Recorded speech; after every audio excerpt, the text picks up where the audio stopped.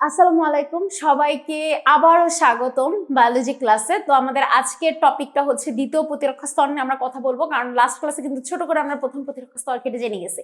তাহলে চলে আসো দ্বিতীয় প্রতিরক্ষা স্তরে। আপু কি আছে, এমন কি আছে দ্বিতীয় প্রতিরক্ষা স্তর যেটা আমাদের বডিকে আবারও প্রথম প্রতিরক্ষা স্তরকে অতিক্রম করলে দ্বিতীয় প্রতিরক্ষা স্তরটা পাওয়া যায়, যে প্রতিরক্ষা স্তর আবারও চেষ্টা করে ভাইরাস ব্যাকটেরিয়াটাকে আটকে রাখার জন্য।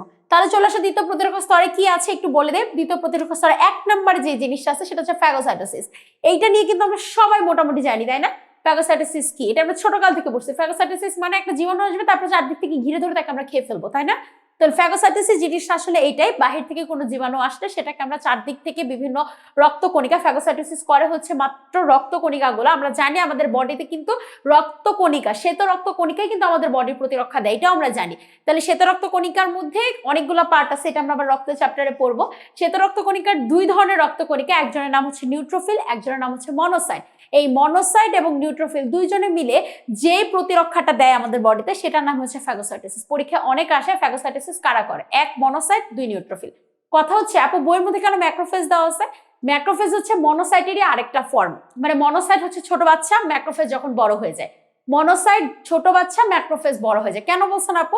কারণ মনোসাইট যখন ব্লাডে থাকে তখন সে ছোট অবস্থায় থাকে, যখন তার টিস্যুতে যাওয়ার প্রয়োজন পড়ে তখন সে 4-5 গুণ বড় হয়ে তার নামটা চেঞ্জ হয়ে যায়, নামটা হয়ে যায় ম্যাক্রোফেজ। ঠিক আছে, তার মানে ফ্যাগোসাইটোসিসে মাত্র দুইটা সেল পড়লাম, সেটা হচ্ছে ম্যাক্রোফেজ এবং নিউট্রোফিল। এই দুইজন বাদে কিন্তু ফ্যাগোসাইটোসিস কেউ করতেছে না।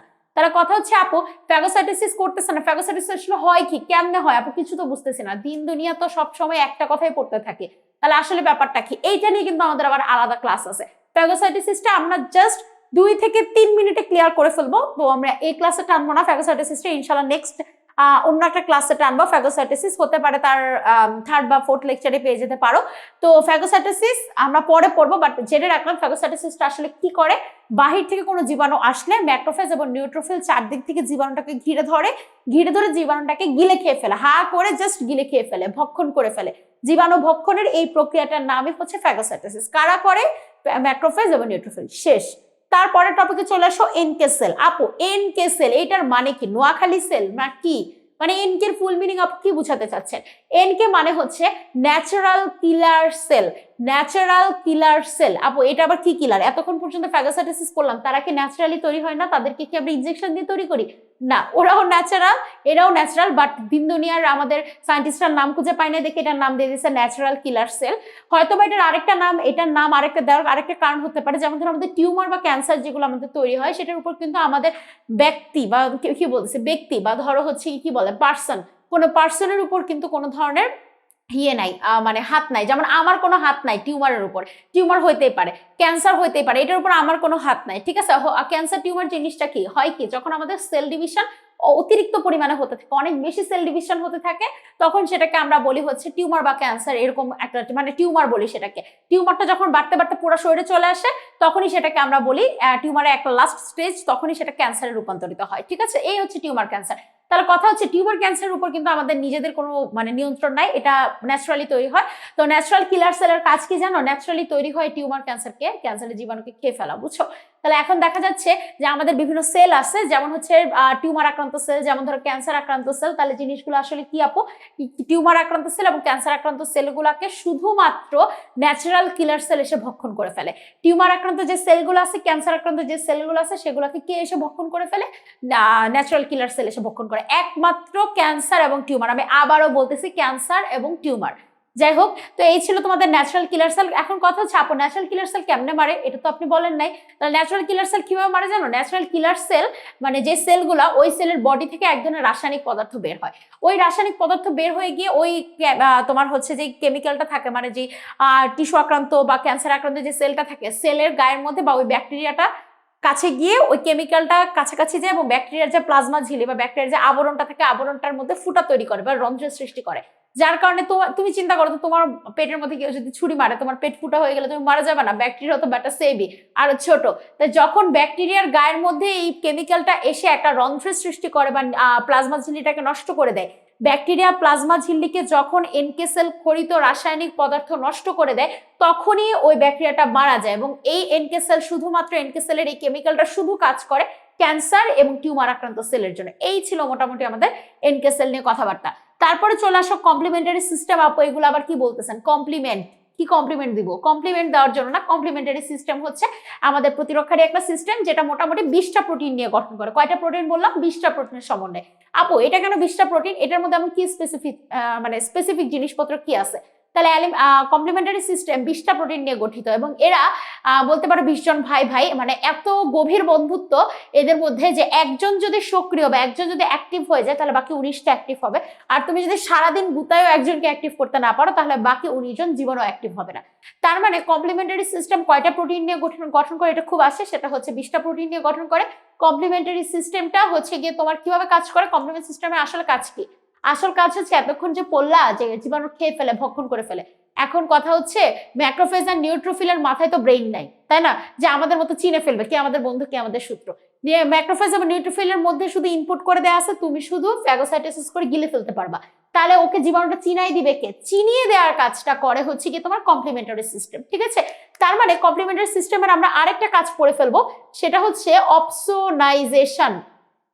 অপসোনাইজেশন, আপু অপসোনাইজেশন মানে কি? অপসোনাইজেশন মানে হচ্ছে গিয়ে তোমার চিনিয়ে দেয়া, ঠিক আছে। তার মানে কমপ্লিমেন্টারি সিস্টেম তো মোট 20টার মধ্যে কিছু কিছু কমপ্লিমেন্টারি সিস্টেম গুলা কিন্তু কি কাজ করে, ম্যাক্রোফেজ এবং নিউট্রোফিল গুলাকে যে জীবাণুটাকে ভক্ষণ করা লাগবে সেই জীবাণুটাকে চিনিয়ে দেয়, ঠিক আছে। চিনিয়ে দেওয়ার কাজটাকে আমরা বলছি অপসোনাইজেশন। যেহেতু আমি বলেছি কমপ্লিমেন্টারি সিস্টেমে 20টার মধ্যে 20টা অপসোনাইজেশন করে না, দেখা যায় কিছু কিছু অপসোনাইজেশন করে। তো অপসোনাইজেশনকারী যে প্রোটিন গুলা, মানে 20টা প্রোটিনের মধ্যে যারা অপসোনাইজেশন করে বা চিনিয়ে দেওয়ার কাজটা করে তাদেরকে আমরা বলবো অপসোনিন। যারা অপসোনাইজেশন করে তাদেরকে আমরা কি বলবো? অপসোনিন। অপসোনিন। কমপ্লিমেন্টারি সিস্টেমের মধ্যে যারা অপসোনাইজেশনের কাজটা করে তাদেরকে আমরা কি বলবো? অপসোনিন। ক্লিয়ার? আচ্ছা, তারপরে চলে আসো ইনফ্লামেশন। আপু এই জিনিসটা তো আমাদের বই 3 নাম্বার আছে, আপনি 4 নাম্বার লিখছেন কেন? আমি লেখার সময় ভুল করে ফেলছি। যাই হোক, ইনফ্লামেশন এক জায়গায় হলে হবে। ইনফ্লামেশন জিনিসটা কি? ইনফ্লামেশন জিনিসটা হচ্ছে, ধরো তোমার হাতে কেউ বাড়ি দিল, ঠিক আছে, বা তোমার কোন একটা সেলকে তুমি বারবার ইরিটেট করতেছো। ইরিটেট মানে কি? বারবার খোঁচা দিচ্ছ। খোঁচা দাও মানে চিমটি দাও না, খোঁচা দাও মানে বুঝাচ্ছি একটা সেল যদি ধরলাম তোমার হচ্ছে এইটা একটা সেল, আমি যদি ধরি এই যে এটা হচ্ছে একটা সেল, এই সেলটাকে তুমি চাইলে হিট দিতে পারো, এই সেলটাকে তুমি হচ্ছে অনেক তাপমাত্রা কমাই দিয়ে এটা টেম্পারেচারটা কমাই দিতে পারো, কোল্ড দিতে পারো। মানে হচ্ছে কি, কোল্ড তো আর দেওয়া যায় না, মানে ধরো তাপমাত্রা অনেক বেশি হিট দিলা, তাপমাত্রা বেড়ে গেল, বা তাপমাত্রা অনেক বেশি তোমার হচ্ছে কি দিছো, কমাই দিছো, বা এই সেলটাকে ধরে তুমি ইচ্ছা মতো মারতেছো, সেলের ক্ষতি হচ্ছে। তারপর ধরো তুমি সেলের মধ্যে কিছু বিষাক্ত পদার্থ ইনজেকশন করে দিলা, তার মানে সেলকে তুমি বিভিন্নভাবে ইরিটেট করতেছো, জ্বালাচ্ছ। তাহলে সেলের যে অবস্থাটা হবে সেটাই হচ্ছে গিয়ে তোমার ইনফ্লামেশন। আপনি কি বলতে চাচ্ছেন? একদম নর্মালি চিন্তা করো, তোমাকে যদি একজন বাড়ি দেয় তাহলে তোমার কি হবে? ওই জায়গাটা কি হবে? প্রথম ওই জায়গাটা দেখবো ফুলে যাবে, তারপরে দেখবো ওই জায়গাটা লাল হয়ে যাবে, তারপরে ওই জায়গাটা দেখবো গরম হয়ে যাবে, তারপরে ওই জায়গাটাতে ব্যথার প্রকাশ ঘটবে। কয়টা বৈশিষ্ট্য বললাম? 4টা। জায়গাটা প্রথমে ফুলে যাবে, ফুলে গিয়ে লাল হয়ে যাবে, লাল হয়ে গিয়ে কি হয়ে যাবে বলতো? ব্যথার প্রকাশ ঘটবে। তারপর আর কি হয়? জায়গাটা ফুলে যায়, লাল হয়ে যায়, ব্যথার প্রকাশ ঘটে, গরম হয়ে যায়, ওই জায়গাটা ধরে দেখবো একটু টেম্পারেচারটা বেড়ে গেছে। এগুলাই হচ্ছে ইনফ্লামেশনের বৈশিষ্ট্য। কি বলতে চাচ্ছেন আপু? বলতে চাচ্ছি একটা সেলকে ইরিটেট করলে বা সেলটাকে কোনোভাবে যদি ব্যথা পায় সেলটা, বা কোনোভাবে তুমি যদি অতিরিক্ত হিট দাও, হাতে যখন মাঝে মাঝে ফোস্কা পড়ে, তখন দেখবো ওই জায়গাটা আস্তে আস্তে একটু মোটা কি বলতেছি, মানে একটু ফুলে যাচ্ছে।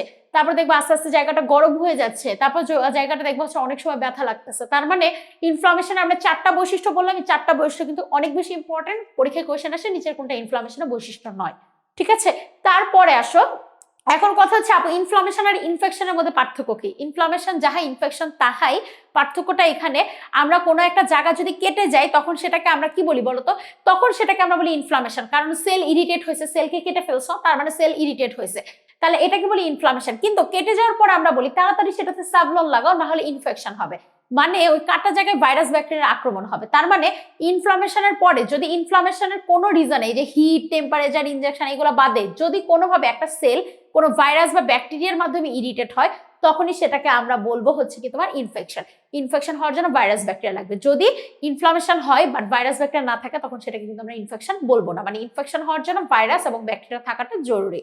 তারপর আসলে ফিভার, আপু এগুলো কি বলেন, ফিভার প্রতিরক্ষা কেমনে দিবে? আচ্ছা, যখন আমাদের জ্বর আসে তখন আমরা, জ্বর আসাটা খুবই ভালো একটা জিনিস। জ্বর কখন আসে? জ্বর আসলে ব্যাপারটা যেটা দাঁড়ায় সেটা হচ্ছে গিয়ে তোমার আমাদের ইয়ে হয়ে যায়, আমাদের দেহের তাপমাত্রা হচ্ছে কি বেড়ে যায়, তাই তো? তাহলে আমরা জ্বর আসলে বলি আমাদের দেহের ভিতরে মারামারি হচ্ছে। কি মারামারি হচ্ছে? আসলে জ্বরটা কখন আসে? যখন তোমার বাহির থেকে কোনো জীবাণু এসে তোমাকে আক্রমণ করে, তখন আমাদের যে ম্যাক্রোফেজ এবং নিউট্রোফিল, ওই যে ফ্যাগোসাইটোসিসের ম্যাক্রোফেজটা এসে তখন এর সাথে মারামারি করে। মারামারি করার সময় ম্যাক্রোফেজের বডি থেকে একটা পদার্থ নিঃসৃত হয়। কি পদার্থ নিঃসৃত হয়? ম্যাক্রোফেজের বডি থেকে নিঃসৃত হয় পাইরোজেন নামক একটা পদার্থ। এই পাইরোজেন নিঃসৃত হওয়ার কারণে পাইরোজেন চলে যায় আমাদের মাথার হাইপোথ্যালামাসে। এই হাইপোথ্যালামাসের কাজ হচ্ছে দেহের তাপমাত্রা নিয়ন্ত্রণ করা। কি হয় আপু? মানে পাইরোজেন এমন একটা পদার্থ যে মাথার হাইপোথ্যালামাসে গিয়ে হাইপোথ্যালামাসের টেম্পারেচার বাড়ায় দেয়। তো যে তোমার হচ্ছে তোমাকে ভাত দেয়, সেই যদি তোমার হচ্ছে ইয়ে হয়ে যায়, মানে অসুস্থ হয়ে যায়, তাহলে তোমাকে ভাত খেয়ে দিবে। তাহলে দেখবে সবাই দেখবে অভুক্ত থাকতেছে। ব্যাপারটা এরকম, আমাদের মাথা, আমাদের পুরো বডির টেম্পারেচার নিয়ন্ত্রণ করে হাইপোথ্যালামাস। যখন ম্যাক্রোফেজের বডি থেকে পাইরোজেনটা বের হয়ে হাইপোথ্যালামাসের টেম্পারেচার বাড়ায় দেয়, তখন আমাদের পুরো বডির টেম্পারেচার বেড়ে যায়, আমাদের জ্বর চলে আসে। তাই জ্বর আসাটা একটা ভালো লক্ষণ, কারণ বোঝা যায় আমাদের বডি হচ্ছে গিয়ে তোমার কি করতে পারতেছে, ফাইট করতে পারতেছে। তা অনেকদিন জ্বর না আসলে কিন্তু চিন্তার বিষয়, কারণ হচ্ছে গিয়ে তখন কিন্তু কি মনে হবে বলতো, আমাদের বডির ইমিউনিটি সিস্টেম কিন্তু মারামারি করতে পারতেছে না, তার মানে কিন্তু ইমিউনিটি সিস্টেম দুর্বল হয়ে পড়তেছে। ঠিক আছে, মোটামুটি এই 6টাই ছিল আমাদের দ্বিতীয় প্রতিরক্ষা স্তরের অন্তর্ভুক্ত। আর তৃতীয় নিয়ে তো আমি আগেই বলে দিচ্ছি যে তৃতীয় প্রতিরক্ষা স্তর পুরোটাই অ্যান্টিবডি নিয়ে। তাই অ্যান্টিবডির তৃতীয় প্রতিরক্ষা স্তর নিয়ে আমরা আলাদা কোনো ক্লাস করবো না, আমরা যেটা করবো সরাসরি অ্যান্টিবডি নিয়ে একটা ক্লাস করে ফেলবো। অ্যান্টিবডি কি, অ্যান্টিবডি কত প্রকার, এটা নিয়ে আমরা একটা বিশাল ক্লাস করে ফেলবো। তো এই ছিল আমাদের দ্বিতীয় প্রতিরক্ষা স্তর। দ্বিতীয় প্রতিরক্ষা স্তরের মধ্যে কি কি টপিক আছে এই সবগুলো আমি ক্লিয়ার করে দিয়েছি। আর ফ্যাগোসাইটোসিস নিয়ে ইনশাল্লাহ আমরা সেকেন্ড একটা ক্লাসে বা থার্ড একটা ক্লাসে আমরা বলে দিব যে ফ্যাগোসাইটোসিস কি, প্রক্রিয়াটা কি, কতক্ষণে হয় কি না হয় সবই বলে দিব। সে পর্যন্ত সবাই ভালো থাকো, সুস্থ থাকো, আল্লাহ হাফেজ।